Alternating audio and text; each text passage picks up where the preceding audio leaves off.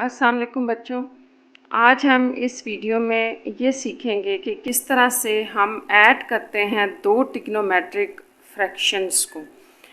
आपके पास जैसे ये एक एग्जांपल है, इस तरह से दिया है sine theta over cos theta plus cos theta over sine theta. तो ये हमें ट्रिग्नोमेट्रिक रेशियोज़ जो हैं वो फ्रैक्शन की फॉर्म में दिए हैं और हमने इनको सॉल्व करना है, ऐड करना हो या सब्ट्रैक्ट करना हो। तो यहाँ से मुझे एक चीज़ नज़र आ रही है कि जो चीज़ फ्रैक्शन में दी होती है हम उसको एलसीएम लेके उसका सॉल्व करते हैं।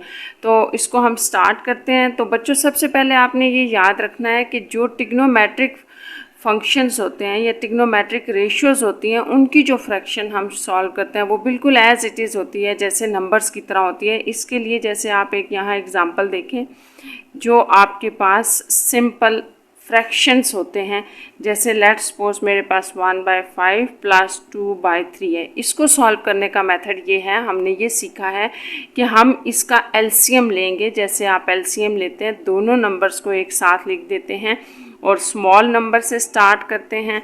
डिवाइड करना 5 को नहीं करेगा, 5 एज इट इज़ आ जाएगा और 5 को अगेन डिवाइड करेंगे तो ये 1 इस तरह ये आपका जो एलसीएम बन गया है वो 15 है। तो हम यहाँ पर बच्चों इसमें ये करते हैं कि दोनों नीचे दोनों साइड में डिनोमिनेटर में हमने एलसीएम सेम बनाना होता है, या आप यूँ समझ लें कि डिनोमिनेटर सेम करना होता है। उसके लिए मुझे 15 बनाना है। तो डिनोमिनेटर सेम करने के लिए मैं इस वाली फ्रैक्शन को 3 से मल्टीप्लाई और डिवाइड करूँगी, जबकि इसको मैं 5 से मल्टीप्लाई डिवाइड करूँगी, क्योंकि मेरा ये डिनोमिनेटर सेम आ जाएगा। तो इस तरह फिर आपके पास ये आ जाता है 3/15 प्लस 2/15। ये 2 5 10/15, ये यहाँ मल्टीप्लाई हो जाएगा। और इसके बाद आप बच्चों, जब आपके पास ये डिनोमिनेटर सेम आता है तो आप इसको एलसीएम लेके और ऊपर वाले नंबर अगर ऐड हो रहे हैं तो ऐड करते हैं, सब्ट्रैक्ट हो रहे हैं तो सब्ट्रैक्ट करते हैं। इस तरह से ये आपके पास आंसर होता है। तो बिल्कुल इसी सेम पैटर्न पे हम इसको भी करेंगे। जब आपके पास ट्रिग्नोमेट्रिक रेशियोज इस तरह से फ्रैक्शन की फॉर्म में आएंगी तो आपने करना वही है कि इसका डिनोमिनेटर सेम करना है। अगर मैं यहाँ पे एलसीएम देखूँ तो बच्चों, चूँकि ये दोनों डिफरेंट हैं तो दोनों की प्रोडक्ट जो होगी, यानी कि हमारे पास जो एलसीएम बन रहा है यहाँ पे वो कॉस थीटा साइन थीटा होगी। क्योंकि दोनों नंबर डिफरेंट हैं, उनकी प्रोडक्ट एलसीएम होती है। जैसे यहाँ पर डिफरेंट नंबर था 5 और 3, तो उनका एलसीएम 15 था।